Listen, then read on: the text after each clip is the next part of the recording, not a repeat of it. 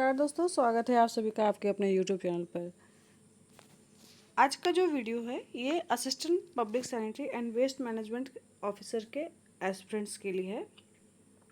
As I mentioned in my earlier video that your examination date is still not decided by the BPSC, and they have mentioned in their calendar that correspondence with the department for two-stage examination. And I think about 1 month, around 1 month ago, I have already told you that I means commission already made correspondence with the concerning department and the government for the two-stage examination in earlier once phase examination. मतलब कि जो एक phase का एग्जामिशन था या कोई भी ऐसा एग्जामिशन जो 1 डे एग्जामिनेशन था उसको 2 डे एग्जामिशन में ये लोग लेंगे। इसके लिए ऑलरेडी कॉरस्पॉन्डेंस किया गया था और ये लमसम अप्रूव्ड भी हो चुका है, जिसका मैं ऑलरेडी एक लेटर भी आपको दिखाई थी, क्योंकि वो आयोग की तरफ से ही वो मतलब सर्कुलेट हुआ था। तो चलिए बात करते हैं हम लोग कि अब आप क्या करेंगे, है ना। आपका जो मतलब जो क्वेरी है, जो कि मैं लास्ट 2 डे से after the publishing and the video and the calendar which has been released by the commission, तो जो मैं वीडियो डालूँगी आपके 2 दिन से मुझे मैसेजेस आ रहे थे बच्चे लोगों ने जो जो क्लास किए थे उनका ये कॉल भी है, क्वेश्चंस भी है ना। तो उसको मैं थोड़ा सा क्लियर करना चाहूँगी। Now what you have to do now, है ना। डेट तो नहीं पता भाई, है ना, ये तो क्लियर है, दिस इज क्लियर है that there is no date. अब आप क्या करेंगे, तो देखो 2 चीज़ें हैं। पहला कि सिलेबस आपको पता है, लमसम पता है ना। दूसरी बात कि एक चीज़ और आपको पता चल गया है कि 2 फेज़ में एग्ज़ाम होगा। तो आपको आइडियल अगर हम बात करेंगे तो आपके पास कुछ तो चीज़ें हैं इन हैंड दैट आपके पास एक PYQ है जो कि आपका लास्ट एग्ज़ाम हुआ था जिसमें सिलेक्शन हो चुका था। जो 22-23 का एग्ज़ाम था वो उसमें सिलेक्शन हो चुका है, वो उसका एक क्वेश्चन है। Now you have also one more PYQ जिसका एग्ज़ाम अभी पोस्टपोन्ड मतलब जिसको रद्द कर दिया गया है ना, कैंसल्ड हो गया है। वो भी एक क्वेश्चन के रूप में है आपके पास।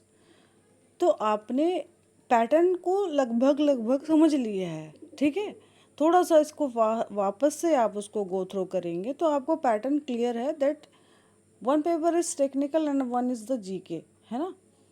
तो जब आपको 2 चीज़ें पता ही हैं, है ना, और आपको ये भी पता है कि आपका अब 2 फेज़ में एग्ज़ाम होगा, 2 स्टेज में एग्ज़ाम होगा, एक प्री होगा एक मेंस होगा, ठीक है। इंटरव्यू के बारे में इन्होंने अभी अभी ऐसा कुछ बताया नहीं, मतलब आपका प्री के बाद मेंस के साथ में ही आपका वो फाइनल कर दिया जाएगा। करना क्या है, आपको पहले तो ये क्लियर है कि GK पढ़ना ही है ना।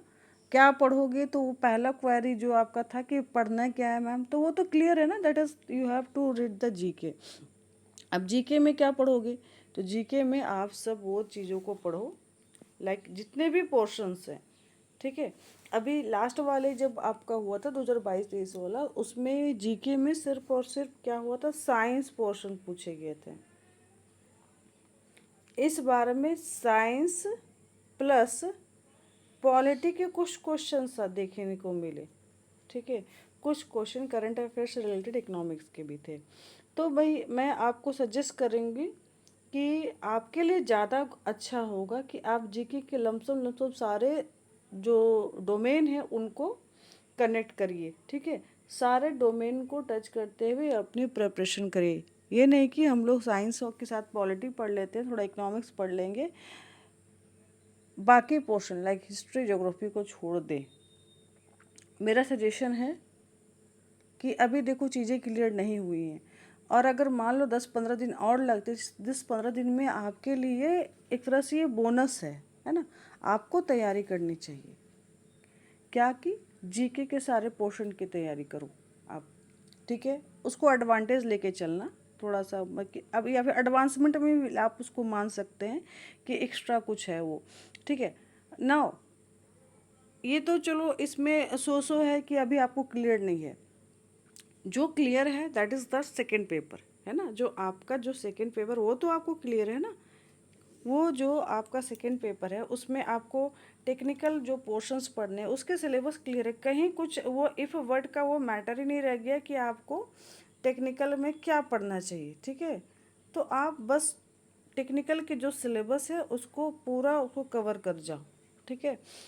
उसका रिवीजन मल्टीपेज रिवीजन कर लो, एमसीक्यूज लगा लीजिए। जो कंटेंट जो मुझसे मेरे बच्चे स्टूडेंट्स लोग लिए थे उसको आप बढ़िया से पढ़े। पीछे बहुत सारा पीवाईक्यू मतलब एमसीक्यूज दिया हुआ है, वो पढ़ लीजिए। रिलेट करिए आप पीवाईक्यू से, ऑलरेडी वो उसमें से सारे क्वेश्चन आपको मिलते हुए मिलेंगे, क्योंकि जो पुराना क्वेश्चन था वही उसमें से बहुत सारा क्वेश्चन आ चुका था। वो बहुत सारे क्वेश्चन आए थे, वो क्वेश्चन मैंने अभी वाले में भी दे रखा है। तो कहने का मतलब है कि आप उसको मल्टीपल टाइम प्रैक्टिस करें, और ख़ास कर इतना कोशिश करेंगे कि सिर्फ क्वेश्चन एमसीक्यूज नहीं पढ़ेंगे, डिटेल आपको डिटेल स्टडी करना होगा सारे कंटेंट का।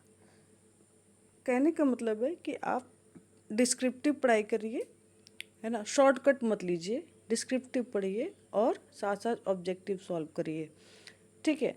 और साथ साथ करंट अफेयर्स की बात आ रही थी, एक क्वेश्चन जो आपका बचा रह गया है that is the current affairs. तो करंट अफेयर्स भाई आप देखो, क्वेश्चंस वापस से बनने जा रहे हैं, ठीक है। क्वेश्चंस बनेंगे, प्रोजेक्ट मैनेजर का क्वेश्चंस नहीं बनेगा बट आपके क्वेश्चंस दोबारा से बनेगा, ठीक है। तो इस कंडीशन में अभी आप अगस्त में है ना, इट्स 16 अगस्त, ठीक है।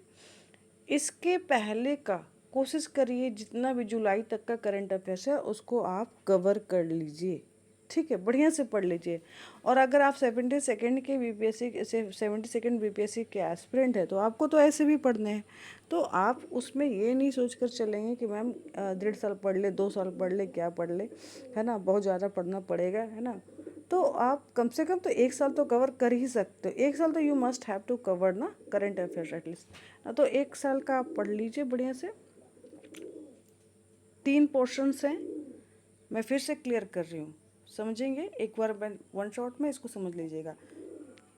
जी के कंप्लीट कवर कीजिए, टेक्निकल पेपर पूरा बढ़िया से पढ़िए, डिस्क्रिप्टिव साथ साथ ऑब्जेक्टिव, है ना। शॉर्टकट नहीं मारिएगा कि पतला कंटेंट कोई भी उठा करके पढ़ लिए, या फिर जैसे तैसे जो भी है यूट्यूब वीडियोस अवेलेबल है जहाँ तहाँ जैसे तैसे आपको जहाँ से भी पढ़ना है पूरा टू द सिलेबस पढ़िए, डिस्क्रिप्टिव पढ़िए, तब ऑब्जेक्टिव सॉल्व करिए। नाउ नेक्स्ट 3rd नंबर, है ना, वो जो कि इम्पोर्टेंट है करंट अफेयर्स। यहाँ चेंज होगा, ठीक है। करंट अफेयर्स अब आपको मई से बैकवर्ड नहीं पढ़ना है, मतलब आपका जब एग्ज़ाम हुआ था वहाँ से बैकवर्ड नहीं पढ़ना है। अभी आप इधर से आ जाइए, है ना। आप कम से कम जुलाई अगस्त तक कवर कर ली, कम से कम तो जुलाई तक का आपको कवर करना ही पड़ेगा एनी हाउ, क्योंकि अभी देखो वो इन्होंने कॉरस्पॉन्डेंस कर लिया है बट क्वेश्चन प्रिपरेशन का अभी चल रहा होगा आई थिंक प्रोसेस। तो वो आपको कम से कम जुलाई कवर कर लीजिए, this July to last year July at least, या फिर जून तक कवर कर सकते हैं। वो आपका फिर 1-2 महीना एक्स्ट्रा हो जाएगा बट कम से कम कोशिश करिए 1 साल कवर करने का, ठीक है। तो ये 3 पोर्शन को आप तैयारी करते रहेंगे। मतलब ये मेरे वीडियो बनाने का पर्पस यही है कि बस आपको अभी क्या करना है, आप अपने नोटिफिकेशन का वेट मत करिएगा प्लीज़, ठीक है। नोटिफिकेशन का वेट करने में हो सकता है फिर आप थोड़ा, क्योंकि पोस्ट बहुत नहीं है ना, इट इज़ क्लियर है that there is only 60 post, 60 ही पोस्ट हैं। और बहुत सारे एस्पिरेंट इसके लिए है ना अपना जी जान झोंक करके पड़े। मेरे कुछ एस्पिरेंट जो है जिनका वो तो पिछले बार बहुत अच्छे तरह से सिलेक्शन हो गया था, इसमें कोई वो नहीं रह गया था उनका। लेकिन कुछ ऐसे एस्पिरेंट भी थे जिनका एकदम पॉइंट समथिंग मार्क्स से छूटा है ना, मतलब 1 नंबर भी नहीं, 1 नंबर से भी कम से छूट गया था। तो वो एस्पिरेंट ऐसे ही बैठे हुए हैं कि वो उनका बस किसी तरह सिलेक्शन हो जाना चाहिए, है ना। तो ऐसे ऐसे एस्पिरेंट भी बैठे हुए, तो जो लोग एकदम पहले बार अप्लाई किए हैं तो उनके लिए तो ये मतलब वो भी कंपटीशन में आ जा रहे हैं ना। तो कोशिश करिएगा कि अभी जो भी आपको समय मिला ये आपका बोनस समय मान करके जितना मल्टीपल टाइम रिवीजन कर सकते हैं आप कर लीजिएगा। 2 क्वेश्चंस हैं पीवाई के, उसको देख लीजिए, उसको आइडियल मान करके उसको एक तरह से समझ सकते हैं, उसको पैरामीटर मान करके आप अपनी तैयारी जारी कर लीजिए। समय बहुत ज़्यादा नहीं मिलेगा। 72nd बीपीएससी का डेट ऑलरेडी आ चुका है। प्रोजेक्ट मैनेजर का भी डेट मिल चुका है, दोनों ही अक्टूबर मंथ में है। हालांकि दोनों के बीच में 20 डेज़ का डिफरेंस है, बट नियर अबाउट, क्योंकि बहुत ज़्यादा आपका वो भी नहीं है, हो सकता है इसी के आसपास आपका एग्ज़ाम डेट भी आ सकता है ना। मैं क्लियर नहीं कर रही हूँ, लेकिन हाँ हो सकता है, आ सकता है। So just start your preparation and do multiple time revision. Thank you, thanks for watching video.